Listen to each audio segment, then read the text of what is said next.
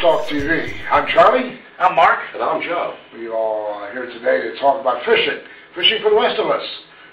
Because we're inshore guys who are trying very hard, and sometimes we win, sometimes we lose, but we always want to share what we do with you. We want to talk this week about the last couple of weeks fishing, about how we did on the 4th of July weekend and last weekend. So why don't we start with the 4th of July? Sure. Well, Joe and I went out on 4th of July weekend, that Saturday, and behind Brigantine in a place called Little Bay, and we actually did something different. We bought live bait. Whoa! First time in a while, and we were using minis. We're sorry, people at Berkeley, those who've been laid off because you still no longer using your bait. For just 1 week. Just 1 week, yeah. Well, that's only half the staff. But it actually worked out pretty well. We got 38 flounder. Wow. With 4 keepers, 2 18s, 2 19s. Joe got, of course, all of them. Mr. One with nature. Yes. I caught a oyster cracker, which I haven't seen in many, many years. And I caught a silver perch. Yeah. Wow. Silver perch. Yeah, they're an estuarine species. Look somewhat like a white perch, but they're found out in the salt waters. Oh, I don't think I've ever seen one. They're neat. There's actually silver. We'll have a picture of one up on the under the fishes. Oh, terrific. Yeah, that'd be something I'm sure everybody would be interested in. We also caught a couple sea robin and a shark. So it was a well-rounded day. So the 4th of July weekend, you guys really had a bang of it, as it were. Yeah. Well, so far, that's the best of the year so far. Yeah. That's terrific. The following week, Charlie, you came out Yeah. with your grandson Cole, and the 4 of us went out to Absecon Inlet last weekend. And as you remember, Cole caught the biggest fish. Oh, boy, he caught a ray that was probably 20 pounds, 2 foot across. Kicked the butt off of that reel that he destroyed it. And that was a fairly new pen reel from last year, but it was way too much fish for that reel. Oh, absolutely. Oh, it really did, and it was pretty much a lot of fish for Cole as well. Yeah, he's a big 10-year-old, but even there, I mean, it was a lot of fish. We were hanging on to the back of him so he wouldn't go overboard. Literally. But anyway, we caught a number of fish. We do 7 flounder, 8 flounder, no keepers, but a lot of fun, a lot of thick 17.5 inchers, and we had a good day. Well, the one thing about when we were fishing out there, a couple things. One, it was very, very bright that day.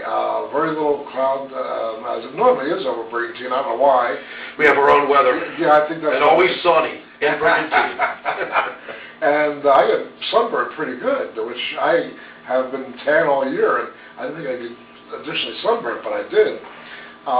And there was also a fair number of boats in that Absecon Inlet.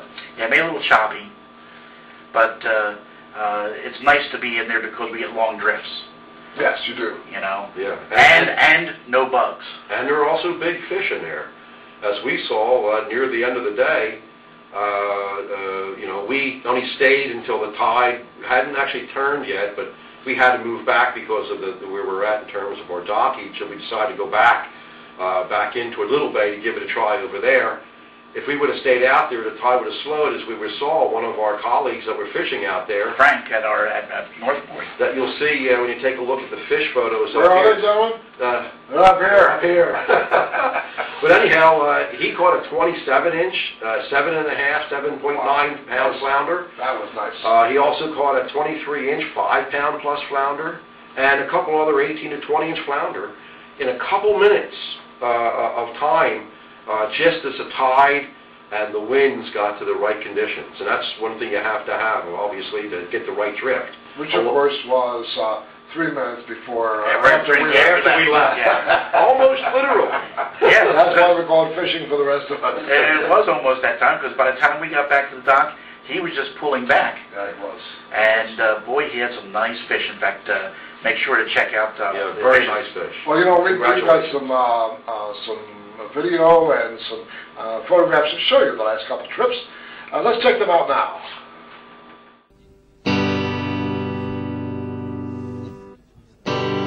We have fished our last fished our last bucking fish. We have fished our last fished our last bucking fish as a child. Now we're fishing with my granddad in the sea.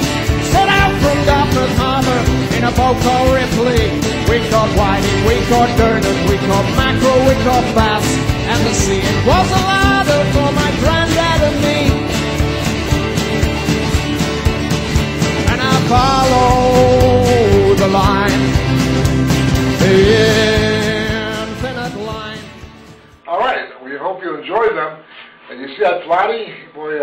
that was something else, huh?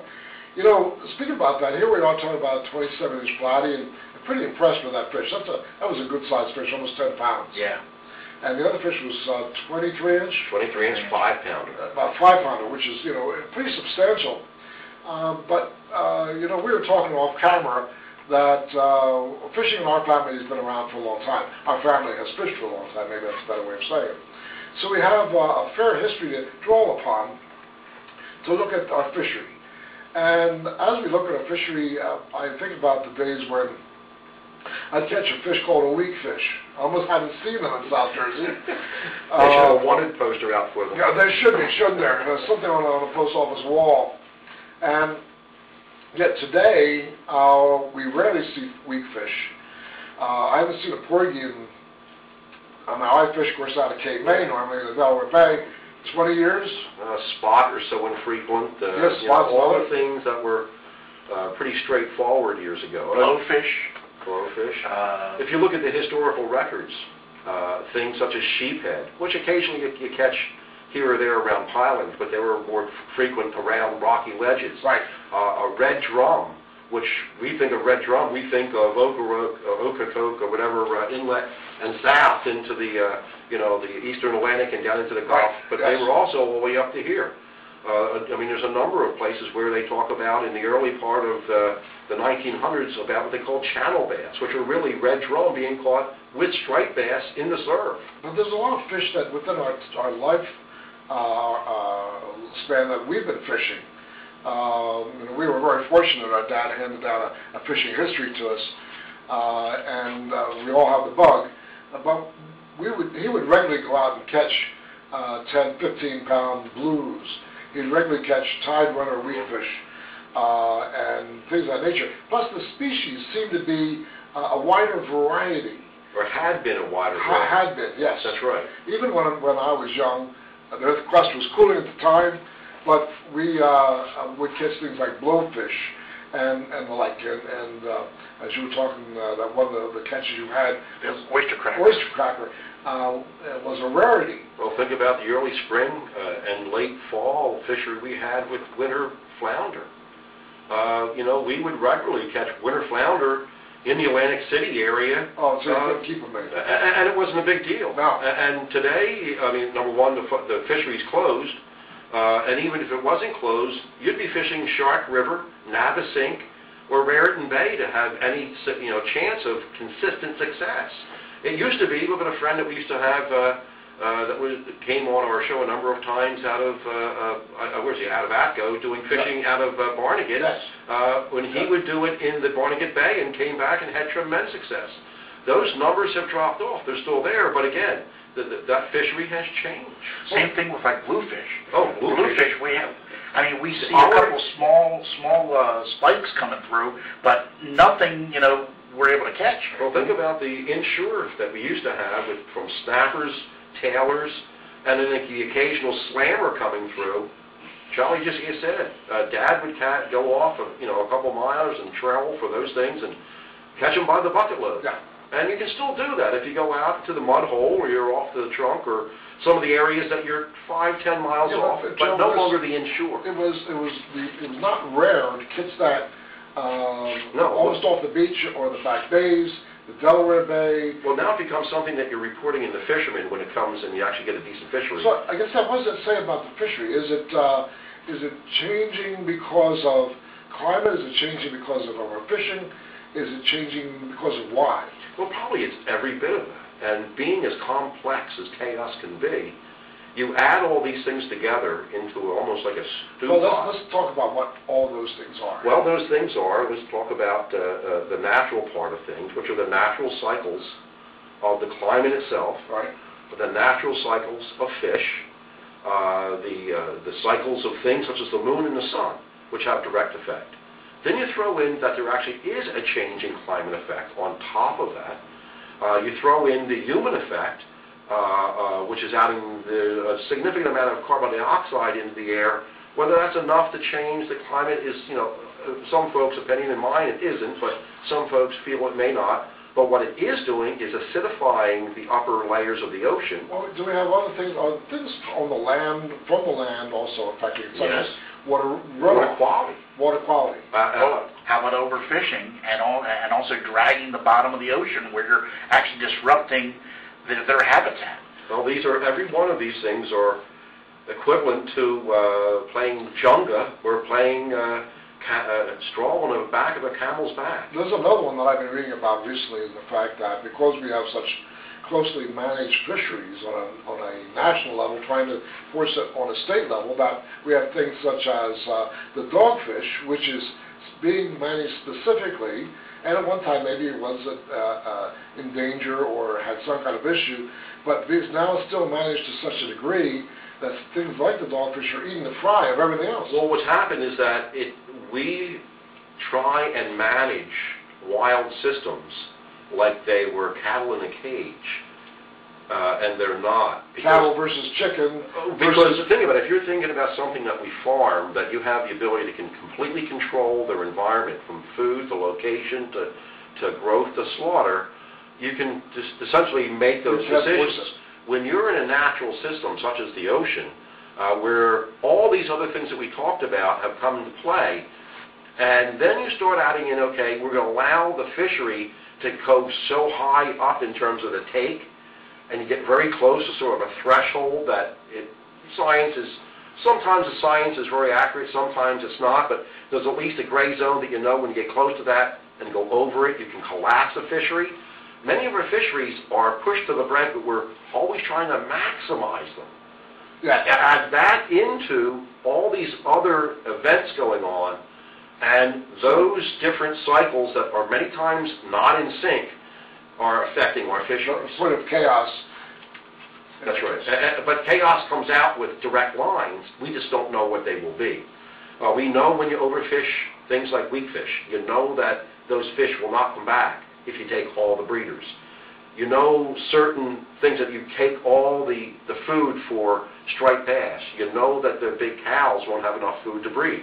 There's certain direct linkages like that you know. But there's so many other things that link to them. The lack of copepods in the upper ocean caused by acidification may not be enough food for the plankton eaters to eat, to get enough food, to be around enough to be able to feed the stripers to get the big enough number. So you have this pyramid effect that can be very easily shifted. One of the analogies that you talk about sometimes, and sort of in jest, but the butterfly wing in the rainforest can start a hurricane somewhere. Right. In effect, you have sort of the same kind of issue going on in the fisheries with our oceans, with the combination of management in one column, climate change in another, human land use changes in another, population changes, and also our demands on those oceans, all coming together. Well, with all these things taken into effect, as fishermen, it's our responsibility to fish responsibly, if you will, such as staying within our limits, the legal limits, doing the things you just mentioned relative to watching over our ecological system, so as not to over pressure the fisheries. Sometimes we don't know what that is, but it's sometimes you don't need the weatherman to know which ways the wind's blowing, and you don't need necessarily 8 flounder a day. Well, I hate to say this, but the wind's blowing for us from the northeast, blowing us out to sea. So we better either set anchor or cut rope, one of the two, because it's the end of our show today. So, thank you, Charlie. Joe, thanks. Mark, thanks. And we'll see you next time on Fish Talk TV. Until then, I'm Charlie. I'm Mark. And I am Joe. We'll see you then. Keep your line in the water. Let's go! Let's go! Here we go with Fish Talk Radio. Talk fishing, info, so much more. Get weather, fish better. You'll be ready when the big one bites. Let's go!